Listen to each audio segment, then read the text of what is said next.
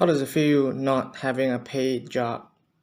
By saying paid job, which means I am working on my own craft for 2 years now, switching back and forth, trying things out, testing what might work for me. And for the past 6 years, I have been working very hard, trying to have my own crafted career. Now, I was still working before this. The 2 years I study at college, and then 2 years I work in a 3D company. I didn't like the feeling right there. And in my case, finding a 3D company is pretty hard. 3D career just seems like a very expensive path where you spend more than you earn, basically. And talking about the software and all that, cracking seems very common for many company, which it's so common it become normalized, which I always disagree because it's unethical, and yet that's what the reality is. Now going back to being, I wouldn't say jobless actually, even though it's something that I always say it uh, on the surface. It's more about working on a non-paid job. So basically I'm still doing what I'm passionate about, making YouTube. I have two channels. One is spiritual, and then one is gameplay commentary. And during this 1 year, which I shift from making my personal branding, which I don't even know how to market it, and then eventually I thought, why not I try YouTube? Because it's a very set system already, right? You get 1,000 subscriber, 40,000 hour watch time, and then you start to get monetized. So the system, the reward, it's already there, so you just have to work on it. But it's very unguaranteed. As you can see, my views is not very high in most cases. Hence, I change my channel to a gameplay commentary after 2 years of making this one, because it's not getting that much of attention. I don't get as much as I thought I want to. And I noticed how I actually enjoy more about having conversation and engagement in the comment section with people more than just the watch time itself. But something within it still doesn't feel enough, because for a very long time I've been living my life based on career based focus, goal oriented focus. So in this 2 year particularly, and in this 1 year specifically, I've been seeing a lot of shift and change within myself. I didn't change better or worse. I just know myself more. My fear, basically. I have more time and space to reflect and heal, which I don't think many people have that. I mean, to be fair, reflection and awareness is not something that you would need many hours to do that. Every day at least 1 hour, or 30 minutes also works like that. But I kind of understand it can get very tired to do this inner work after you're done working your job. You come home, maybe you have to commit 1 or 2 hours, and then you just get tired. And I think we kind of live in this world, my uh, perspective of a world where it's often comparison, right? In my culture or environment, it's a very common practice to compare with someone else that you have it worse than them when someone express their vulnerable self to you. Let's say they're struggling, and then the common thing that we do is, I have it worse than you, which is, I always never understand many things. I mean, why do we have to compare to someone else that have it worse, just so we can feel more validated? Whether it's your friend struggling, and then you not being understanding, and then you just sort of dismiss them even more further just to validate how you feel. And secondly is that we definitely, a lot of people have this idea where someone else have it worse, I should be grateful, which it's not wrong to think about this one. But I think when we think like this, the other end of thinking, which is something that can confuse us. So look at this again. If we think this is what we have right now, where we should be grateful, then on the other end, this thing, it's existing as well, but we chose not to acknowledge it because it's bad or negative. But you realize actually yin and yang is just about the contrast. It's not really about this necessarily good or this necessarily bad. And I think that's one problem people don't notice. And I feel like in my journey, it's something unique. It's kind of interesting how I am a hardworking and dedicated person, and yet for such a long time, I feel like things don't really work in my way. I remember in high school as well too. 5 years, man. The first 4 years, I just wanted to study art and all that. I find it kind of pointless to just study other subject because I only am passionate at art. So I would spend most of my time just drawing rather than studying, and my subject always fail. It's the Malay language or history, mathematics, and all that shit. And it's interesting because in the final years, I wanted to study for myself, and it's the first time I ever enjoy study history rather than just forcing trying to remember, memorize everything. And I got good grade. And this, even though high school, people look at it, it's like, it's just a small matter. But I think this plays a significant event in my life where I am, in fact, hardworking. I just a lot of time feel uncertain and lost. And instead of being guided and met with compassion, I am met with judgment, met with pressure. Where concern turn to pressure, it can bring a lot of shame and guilt. It can make living life a lot more difficult because you feel like you need to constantly be at the top, constantly improving. And that's something I notice with the people I'm around as well. You know, company or family or friends where they are just constantly wanting to push and improve. And that's what I've been doing for many years. I used to thought if I'm improve and change for a better version, I will finally feel satisfied and accept myself again. And so then I become this so-called perfectionist. But truth is this perfectionist rooted from the fear of not being accepted and validated for being just myself, just as flawed. And this is the hardest part, is to accept this two part of you, the yin and the yang. To briefly explain what is yin and yang, yin is basically the black color, yang is the white color, and people associate yin as negative in most case, right? As bad, and then associate yang with positivity, happiness, and all that. But on the flip side, we can also argue that yang, the white color, can be just as toxic as well because it's loud, right? So you tend to see on social media is the people that it's successful, has a lot of possession, rich, they brag about these things, which is kind of fine, right? Let's just say that's their life, but then it becomes this pressuring and shaming of the people who suffocating. They just call them lazy or whatever it is. And maybe it helps some people, but it doesn't help some people, right?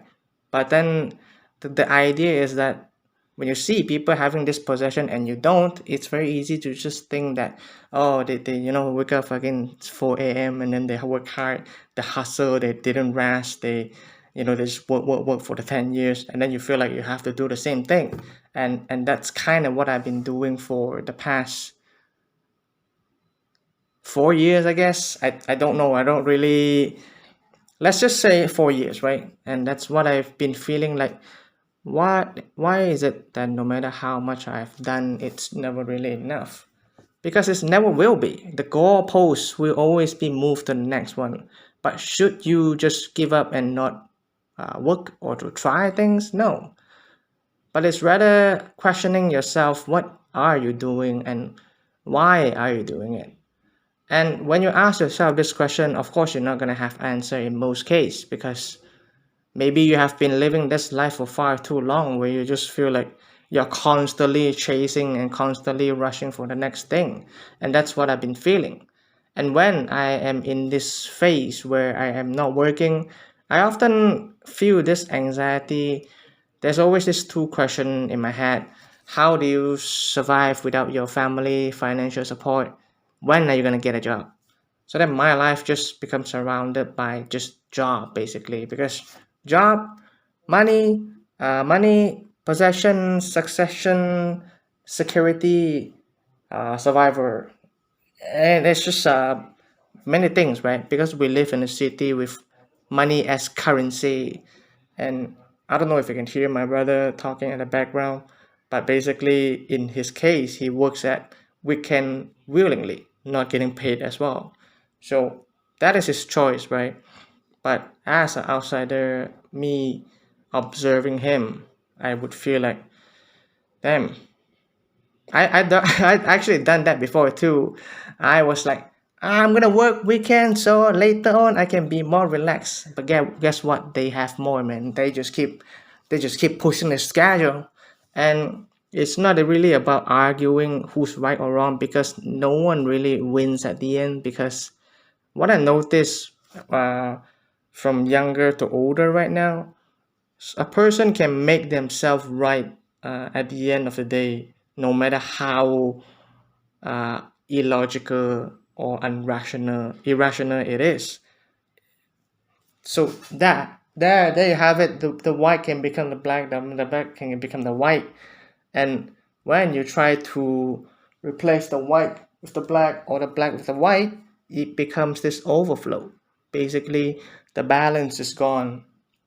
But I think the balance is always kind of still there in a way. Maybe it's like the world, no matter how it improves, it's kind of like just turning 180 degree.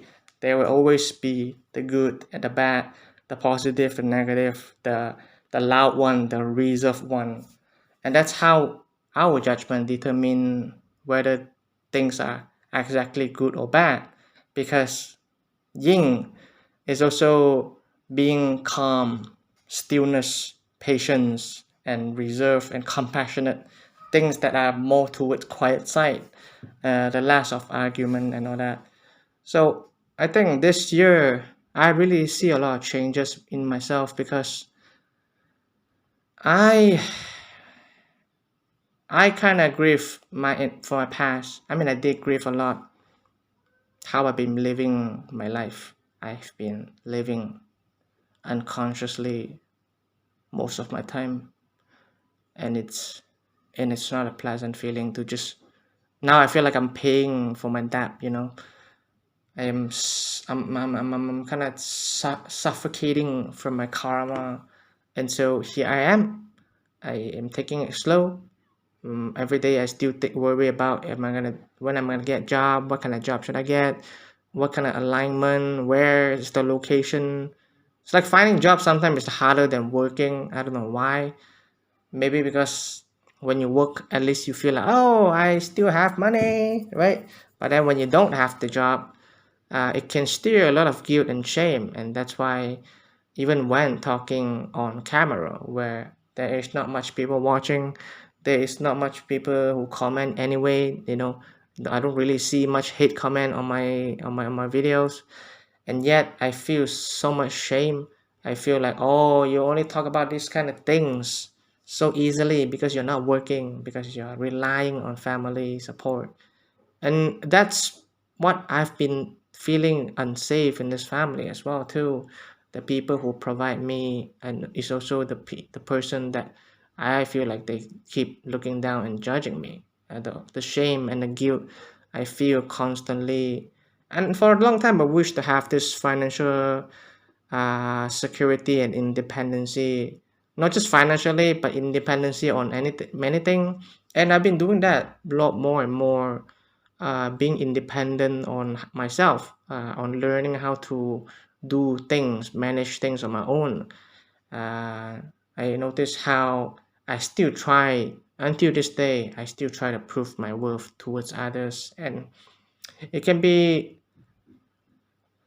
very anxiety provoking, and I just because I don't feel safe with myself, and that's when I realize it's about how I feel about myself.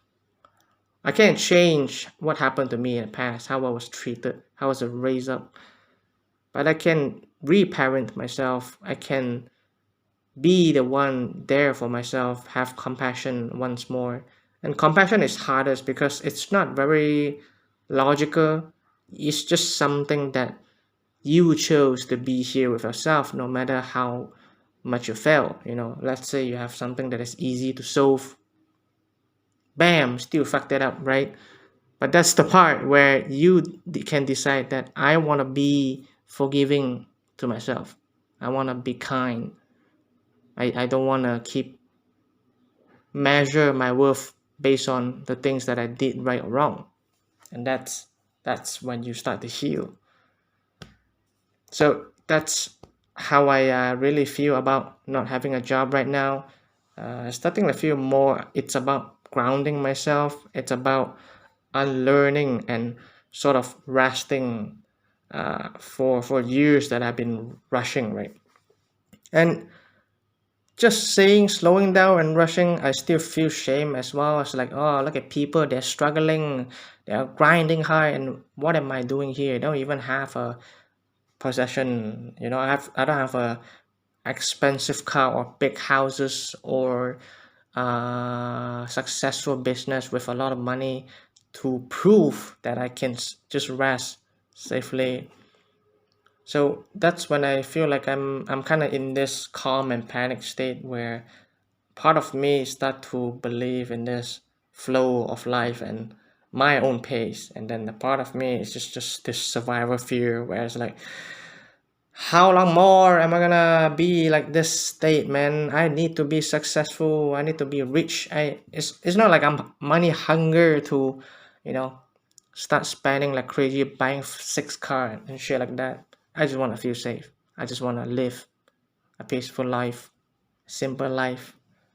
But it's also something I noticed. It's the more you chase, the more it's never gonna be enough. Sorry. You're just gonna end up constantly craving for more. And I noticed that in many things: the food I eat, the drinks, the money, the love, the succession. It just will never be enough.